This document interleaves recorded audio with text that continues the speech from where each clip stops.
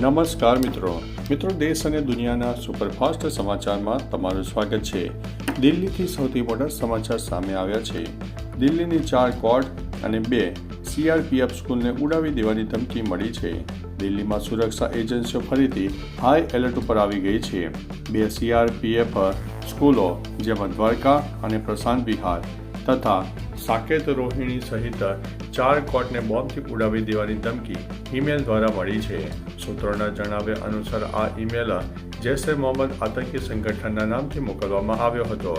સૂચના મળતા Delhi police, bomb squad અને ડોગ સ્ક્વોડની ટીમો દરેક સ્થળે પહોંચીને તપાસ કરી રહી છે।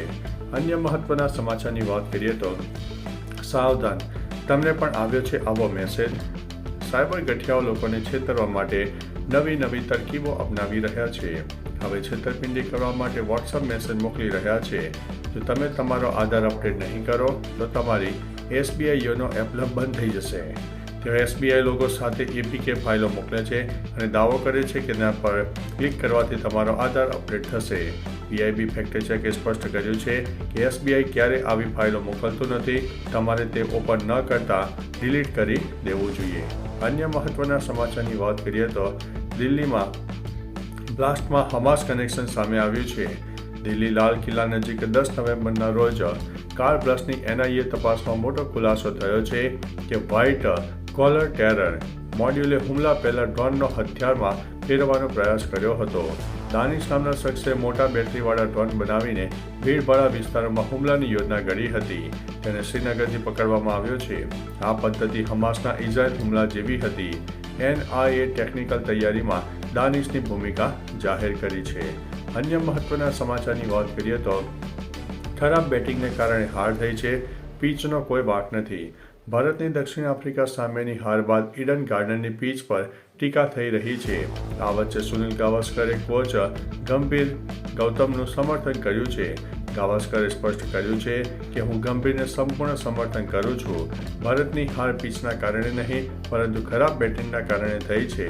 124 રનનો લક્ષ્યાંક આ પીચ પર સરળતાથી ચેઝ કરી શકાતો હતો। પીચ ત્રીજા દિવસે જે વર્તન કરે તેવું જ રહી હતી, તેમાં કોઈ ગડબડ નહોતી। અન્ય મહત્વના સમાચારની વાત કરીએ તો 4 મહાનગરની આસપાસના 400 ગામોમાં શહેર જેવા નિયમો લાગુ થશે। ગુજરાત સરકારે 4 મહાનગરોની આસપાસના 400થી વધુ ગામોને શહેરની જેમ વિકસાવવા માટે નવી નીતિ બનાવી છે। હાલમાં આ પેરી અર્બન વિસ્તારોમાં ડબલ સિસ્ટમને કારણે અવ્યવસ્થિત બાંધકામ વધી રહ્યું છે। 11 સભ્યોની સમિતિ આ અંગે ડિસેમ્બરમાં રિપોર્ટ આપશે। નવા નિયમો લાગુ થતાં ગેરકાયદેસર બાંધકામ અટકાશે। અન્ય મહત્વના સમાચારની વાત કરીએ તો ગેરકાયદેસર અમેરિકા જનારા ફસાયા। ગેરકાયદેસર રીતે અમેરિકા જવા માંગતા ભારતીય યુવાનો ભીષણ પરિસ્થિતિનો શિકાર બન્યા છે। એજન્ટોએ લાખો રૂપિયા લઈને તેમને વિદેશમાં રઝળતા મૂકી દીધા છે। દેવું કરીને સપના સમજવા અને વતનની બધી સંપત્તિ વેચીને ગયેલા યુવાનોનું ભવિષ્ય હવે અંધકારમય બની ગયું છે। અમેરિકામાં ગયેલા યુવાનો કેવા ફસાયા છે તેમની કહાની જાણવા માટે તમે એના ઉપર સર્ચ પણ કરી શકો છો। જો મિત્રો આવું ને આવું રહ્યું તો આપણા યુવાધન અત્યારે કહી શકાય કે બીજી જગ્યાએ જઈ પણ શકે છે। અન્ય મહત્વના સમાચારની વાત કરીએ તો રોહિણીના મામલે લાલુ પ્રસાદની પહેલી પ્રતિક્રિયા સામે આવી છે। પુત્રી રોહિણી આચાર્ય દ્વારા ભાઈ તેજસ્વી યાદવ અને તેમના સલાહકાર પર ગંભીર આરોપો લગાવીને ઘર છોડ્યા બાદ લાલુ પ્રસાદ યાદવે પહેલીવાર પ્રતિક્રિયા આપી છે। પટણામાં RJD ધારાસભ્યની બેઠકમાં તેમણે કહ્યું છે કે આ એક આંતરિક પારિવારિક મામલો છે અને તેનો ઉકેલ પરિવારમાં જ આવશે। હું તેને સાંભળવા માટે હાજર છું। લાલુએ પાર્ટીના કાર્યકરોને કૌટુંબિક મુદ્દાઓ છોડીને પક્ષની એકતા ઉપર ધ્યાન કેન્દ્રિત કરવા કહ્યું છે। અન્ય મહત્વના સમાચારની વાત કરીએ તો મહુવામાં લવ જેહાદનો કિસ્સો સામે આવ્યો। સુરતના મહુવા વિસ્તારમાં લવ જેહાદનો ગંભીર કિસ્સો સામે આવ્યો છે। વિધર્મી યુવકે હિન્દુ નામ ધારણ કરીને એક હિન્દુ યુવતીને લગ્નની લાલચ આપીને દુષ્કર્મ આચર્યું હતું। આ ઉપરાંત પરિવારને શંકા જાગતા સાચી ઓળખ ખુલી અને યુવતીએ પોલીસ ફરિયાદ નોંધાવી છે। પોલીસે આરોપીની ધરપકડ કરી છે અને બળજબરીથી ધર્મ પરિવર્તનના આક્ષેપોની પણ તપાસ કરી છે।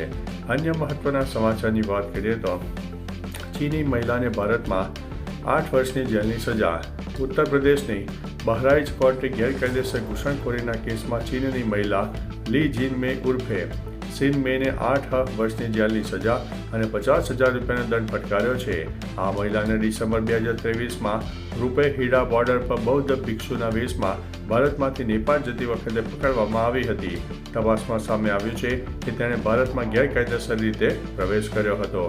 અન્ય મહત્વના સમાચારની વાત કરીએ તો ડેપ્યુટી સીએમ હર્ષ સંઘવી બનાસકાંઠામાં વિકાસ કાર્યનું લોકાર્પણ કરશે. બનાસકાંઠા જિલ્લામાં 20 નવેમ્બર 2025ના રોજ નાયબ મુખ્યમંત્રી હર્ષભાઈ સંઘવીની ઉપસ્થિતિમાં 27.56 કરોડના વિકાસ કાર્યનું લોકાર્પણ થશે. વડગામમાં આધુનિક તાલુકા લાઇબ્રેરી, પાલનપુરમાં મલ્ટીપર્પઝ ઇન્ડોર હોલ તથા ડીસામાં તાલુકા રમત સંકુલનું ઉદ્ઘાટન થશે. કાર્યક્રમના સુચારુ આયોજન માટે કલેક્ટર મિહિર પટેલની અધ્યક્ષતામાં પાલનપુરમાં બેઠક યોજાઈ હતી.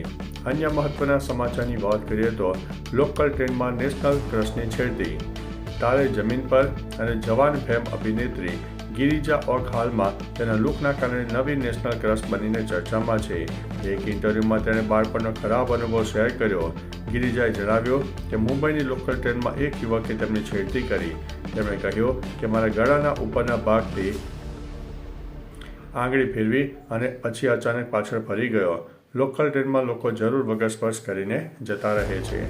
અન્ય મહત્વના સમાચારની વાત કરીએ તો રનવે પર પ્લેન ક્રેશ થયું, તમામ મુસાફરો સુરક્ષિત.